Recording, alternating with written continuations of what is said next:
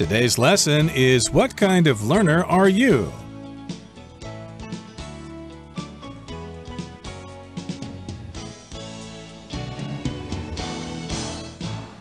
Hi, everybody. Welcome to our program. My name is Roger. And I'm Hanny. And this is, of course, our topic writing unit for this month, the month of December. As we come to a close of December, we're about ready to celebrate New Year, so hopefully everything will be good for you in the coming year.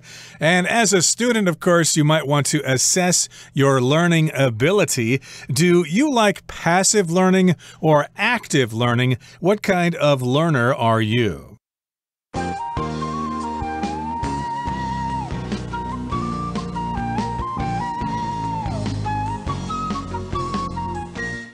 好，说到学习啊，我们这传统上呢都是被动学习，就是由老师来讲课嘛，然后老师指派学习内容，这算比较传统的方式。那同学们会比较喜欢这种方式，还是说你比较喜欢去主动学习，主动去探讨讨论啊，然后去分析等等呢？其实两种方式都各有优缺点嘛，也会适合不一样的人。所以我们今天要写写看说你比较喜欢哪一种呢？我们的文章第一段是要去说明主动学习跟被动学习的异同，然后第二段去说明你比较喜欢哪一种学习模式跟原因。好，那我们就来练习写作吧。Okay, so let's begin our essay that we're going to write with an introductory sentence, okay? And it says here in the first section, while both active learning and passive learning allow us to gain knowledge, they differ in how they do so. So this introduces us to the topic of learning, and there are two types of learning that we're going to talk about today. Active learning and passive learning. Both are outstanding and unique in their own ways. They're better for some people than others. But in this particular case, this sentence here introduces the topic to us. We are going to talk about two types of learning, active learning and passive learning. 好，我们现在要开始写作。在下笔之前呢，你可以先去条列说这两主动学习跟被动学习这两种学习方式的异同。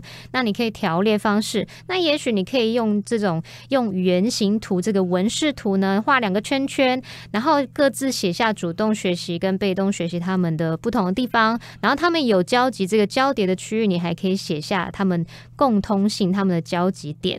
所以其实这两种学习方式，我们共通就是要获得知识嘛。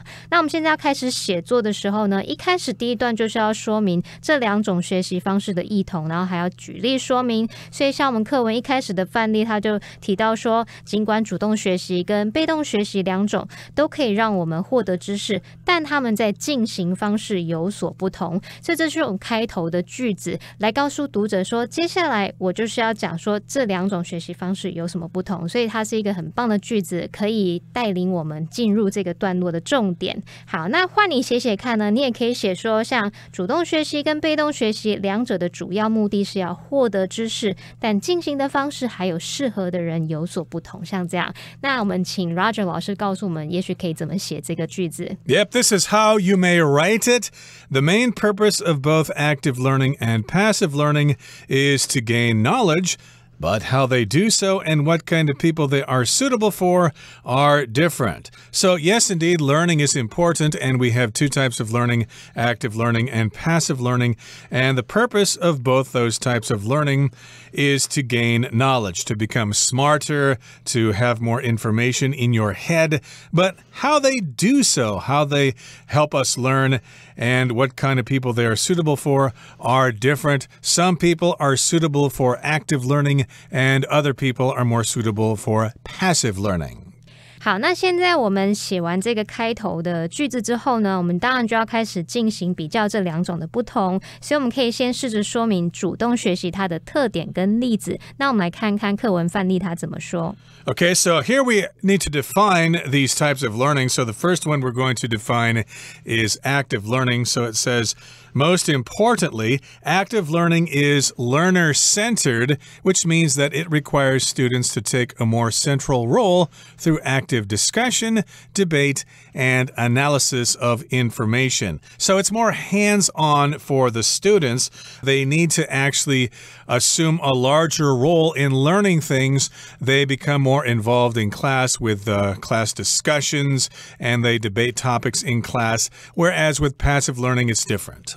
好，那现在我们开始讲这个主动学习的特点嘛，你就可以写像课文范例，它就写说主动学习它就是以学习者为中心，意思就是说呢，它需要学生透过讨论啊、辩论啊、资讯分析来扮演比较核心的角色。好，那么这个讨论可能是课堂上分组讨论等等，那你经过这样积极主动的讨论之后，也许你会激发出你一些点子嘛，像这样是主动学习。好，那换我们写写看，你可以怎么写这个主动学习的特点呢？也许你可以写说，主动学习它源于以学习者为中心的教学方式，像是有亲自动手实作啊、讨论啊、游戏等等。那我们就去实际举例这些活动，像我们说 hands on 就是去描述实际操作的亲身实践的，用亲自的动手实作啊、游戏这些，让这些学习者亲自参与的活动。那这样子才是以学习者为中心的学习方式。那我们看看，换你写写看 ，Roger 老师告诉我们可以怎么说呢？ You bet there, Hanny. This is how you may write it. Active learning results from student-centered teaching methods like hands-on laboratory work, group discussions, and games. As such, it can be thought of as the student-centered learning style. So again, here we're defining what active learning is. We have it when we have teaching methods such as hands-on laboratory work, like if you're in a science class or in chemistry class, the teacher actually tells you to work with test tubes and chemicals and stuff like that. That would be hands-on laboratory work. You could also have group discussions. You divide up into smaller groups and you discuss topics and then you present your information to the class.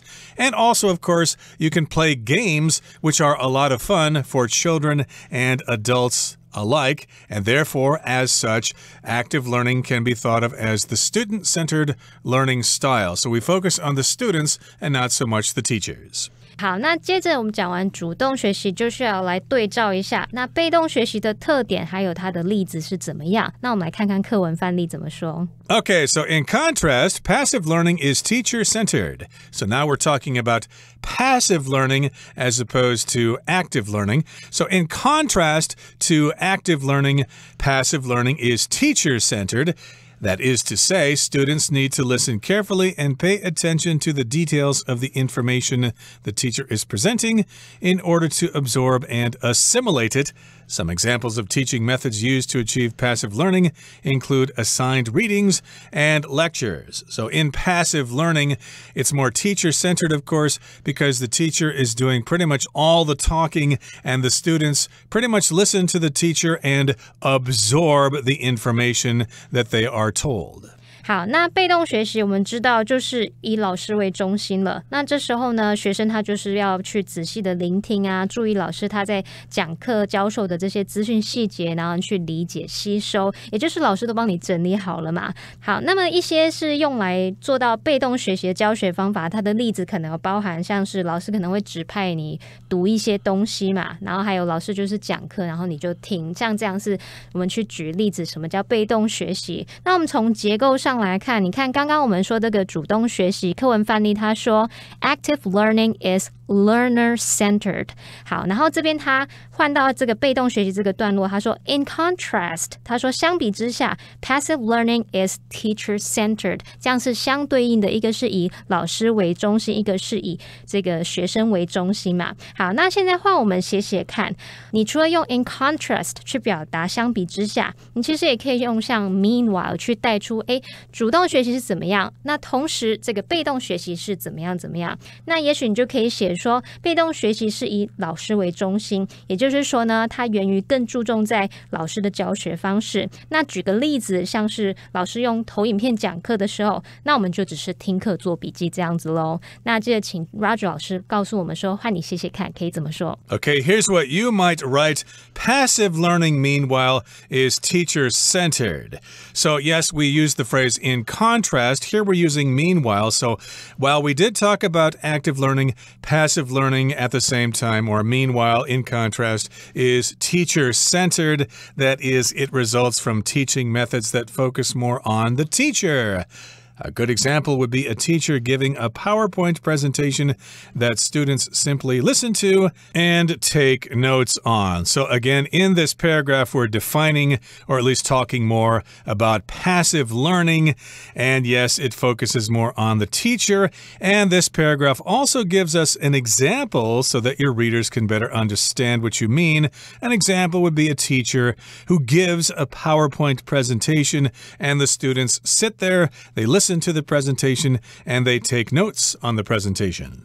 好，那我们现在第一段已经说明完这个主动学习跟被动学习的异同，然后也有加上这些例子来做说明。我们第二段接着就要开始写自己的意见咯，你比较喜欢哪一种学习模式，还要提供原因。那我们现在来看看课文范例它怎么说。Right, now here is where the writer takes a position. It says, although both types of learning have advantages and disadvantages, I personally prefer active learning because passive learning is not challenging enough.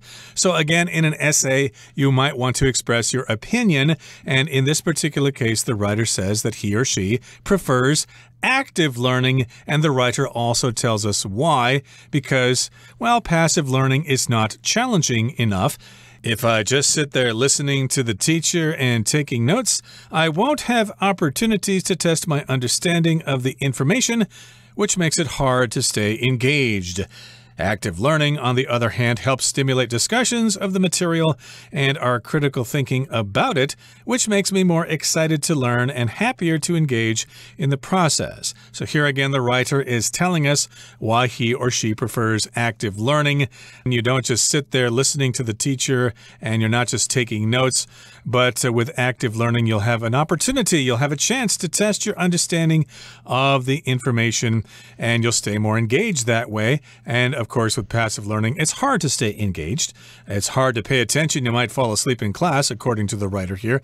But in contrast, active learning, on the other hand, helps stimulate discussions of the material. So we can talk about this with our fellow students, and we can have discussions about these topics and maybe take sides on a particular issue like nuclear power or the death penalty and stuff like that.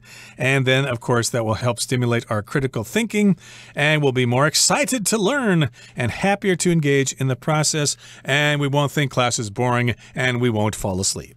好，那我来看看课文范例，他的立场就是说他比较喜欢主动学习。那我们看他怎么写，他就一开始先说，虽然两种学习都有优缺点，我个人偏好主动学习，所以就直接告诉人家他是喜欢主动学习的。因为什么呢？因为被动学习不够有挑战性，这边就直接给原因了。那后面再加以阐述，还有说坐在那边听老师讲课啊，做笔记，这样就没有机会去测试自己对那些资讯的了解，因为你一直被动吸收嘛。那没有去运用这些知识，你就不知道自己到底了解吸收了多少。那对他来说，这样是很难保持专注的。还有主动学习也可以帮助，像是对这个资料的讨论啊，还有批判性思考等等。所以这个过程就会更主动参与，然后更开心、更兴奋，像这样之类的。好，那我们要学习的句型就是他一开始用到 Although both types of learning have advantages and disadvantages, I personally prefer 点点点。像这样的句型你其实可以学起来，先讲说这两种学习方式都有优缺点，我个人偏好什么 I personally prefer 点点点，然后后面再加上 because 什么什么去列出你的原因。那现在假设我们的立场是比较偏好被动学习的话，换我们写写看。也许你可以写说毫无疑问的，这个被动学习是更适合我的学习方式。相较于主动学习，我觉得被动学习是更有效率的，因为在课堂上啊，会以更有组织条理的方式去学习资讯，老师都帮你整理好了嘛。然后其实你也可以透过小考啊、讲义或是其他一些有这种清楚答案的评量，来看看自己对这些资讯的了解是否正确啊，是否有吸收进去等等。所以以像这样我们让 Roger 老师告诉我们，换你写写看可以怎么说。Okay, here's what you might write without question, without a doubt. Passive learning is the learning style that better suits me. Compared to active learning, I think passive learning is more efficient because I can absorb material in a more organized fashion in class. In addition, I like to test my understanding through quizzes, handouts, and other assessments with clear answers. So again, passive learning might be more suitable for certain people, and if you're writing this and you prefer passive writing, you might phrase it like this. It better suits me. It's more suitable to me. Active learning, yes, is nice, and it's good for some people, but I think passive learning is more efficient. I learn things better because I can suck in that material. I can absorb it in a very organized fashion. That's just the way my mind works. And I can also test my understanding with those quizzes and those tests and handouts and other assessments, and I get clear answers, and it's not ambiguous and unclear like it might be with active learning. 好，那现在我们已经讲完自己喜欢哪一种学习模式，然后也讲了原因。最后我们要写结论的时候，记得要重申自己喜欢的学习模式，要前后呼应嘛。所以像课文范例，我们来看看他怎么写的。Okay, in other words, I like how active learning activates my mind, and that's my main reason for preferring it over passive learning. So this kind of wraps things up here with the position of preferring active learning. Yes, I like how it activates my mind, and that's pretty much why I prefer it over passive learning. 好，那这边课文范例他是说我喜欢主动学习活化我的大脑，这就是我偏好它胜于被动学习的主要原因。这边我们可以学一下，你用 prefer A to B 或是 prefer A over B， 就是喜欢 A 胜过于 B。 那所以你在这边可以学一个句子，就是 That's my main reason for preferring A over B， 那就是我喜欢 A 胜过 B 的主要原因。像这样句型可以学起来。那换我们写写看，如果是刚刚我们采取这个喜欢被动学习的立场的话，也许你可以写说，当然游戏是很好玩的，但是谈到这个学习啊，其实更有组织的这种被动学习方式似乎是比较适合我的。这时候你也可以用到 prefer 的形容词，就是在 prefer 后面加上 able， preferable 就可以形容是更好的，较适合，你也可以用到这个字。那我们请 Roger 老师告诉我们，换你写写看可以怎么说。Yep, if you prefer passive learning, here's how you might wrap up your essay. Of course, games can be fun, but when it comes to learning, the more organized nature of passive learning seems preferable to me. So yes, games are fun, but I learn better in an organized nature, and therefore passive learning is more suitable to me.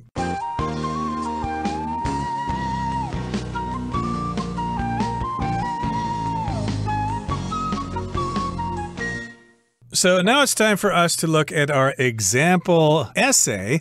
The title is Active Learning versus Passive Learning. We're discussing the advantages and disadvantages of both these types of learning. And we, of course, talked about how active learning is student-centered, whereas passive learning is teacher-centered, which means active learning is more for the students, which is how I used to teach English, by giving it to the students, let them practice amongst themselves instead of me just droning on and telling them information about stuff they already knew about. And then, of course, teacher-centered teaching or learning is when the teacher does most of the talking, and that might be suitable for heavier topics like economics or science, chemistry, things like that. 好，那我们这部分都一直在讲说主动学习跟被动学习，也就是 active learning、passive learning。这个 active 就是形容是主动的或是积极的 ，passive 就是被动或是消极的。然后我们也讲到说 learner-centered 或是 student-centered， 这就是以学习者、以学生为中心。然后 teacher-centered 就是以老师为中心。这个 centered 常常接在名词或形容词后面去表达以什么为中心的，所以 learner-centered、student-centered 这样帮同学们就知道它的意思了。And with learner-centered teaching, of course, we're talking about active learning, and that involves discussion, debate, and analysis of information. So in the class, you may divide into smaller groups, and you will analyze the information that you have learned. You'll talk about it amongst yourselves and maybe come up with some conclusions that you will present to the class, and everybody can learn in this particular fashion. So analysis, that just means when you take a look at something, you break it down, you examine the information, and you make some conclusions about it. The verb is to analyze, and the noun is analysis.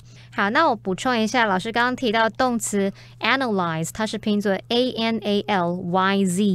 那有时候你可能会看到英式拼法，你在英式的读物里面，它会把它拼作 A-N-A-L-Y-S-E， 会有不同拼法哦。所以动词是 analyze， 名词是 analysis， 表示分析。Exactly. So in contrast to active learning, passive learning is teacher-centered, which means the teacher does most of the talking and the students just simply listen carefully, they pay attention, and later on they present their information back to the teacher in the form of a quiz or in a test. And we learn this way to absorb and assimilate that information. We are listeners and we're not actively involved. We are listening carefully and we absorb. We suck in that information, it goes into our brain and it stays there, and then we assimilate it, which means we actually use it for our own benefit. 好，这边一个比较难的单字是 assimilate， 它表示这个学习、吸收、接收，像是吸收资讯，你可以说 assimilate new ideas, new concepts 等等。那这个字也可以表达同化，使什么融入的那种意思。And here our essay gives us some examples of passive teaching.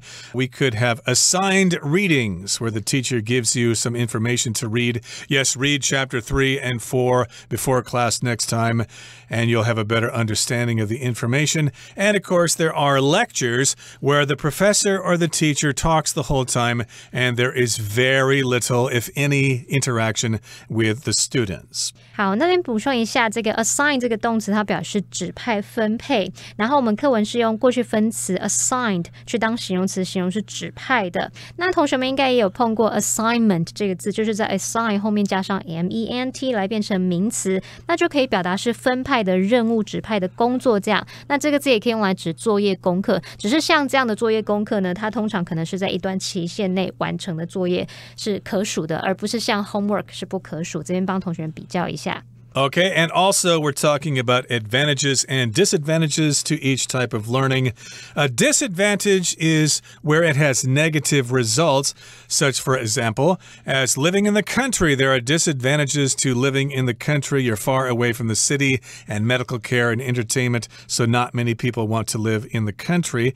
And here the essay goes on to talk about what the writer prefers. I like active learning because passive learning is not challenging enough. I just sit there listening to the teacher, and I can't play an active role in the learning process. And with passive learning, I just can't stay engaged. I don't really pay attention, and I fall asleep easily. 好，那这边他提到 stay engaged 就是保持专注。这个 engaged 当形容词呢，它就是形容专注的、感兴趣的。那我们待会在后面还会看到 engage in。engage in 这个用法则是去表达从事啊、参与，后面就可以接名词或动名词。所以注意一下，在这边 engage 有不同的词性用法。So in contrast to passive learning, active learning helps stimulate discussions of the material. We have critical thinking about it, and we're more excited to learn. We look forward to class, and we are more engaged in the process. We're more involved, and we'll probably remember the information more easily.